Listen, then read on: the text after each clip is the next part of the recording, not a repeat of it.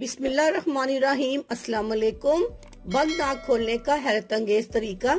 अगर आप बंद नाक की वजह से परेशान हैं और तरह तरह की अद्वियात इस्तेमाल करके भी आराम नहीं आ रहा तो एक इंतहाई आसान नुस्खा आजमा कर देखें। आपको बस ये करना है कि अपनी जुबान को तालू के साथ लगाना है। इसके बाद शहादत और दरमियानी उंगलियों को नाक के ऊपर माथे पर दबाना है और फिर छोड़ देना है। इस अमल को बार बार तकरीबन 1 मिनट तक दोहराएं।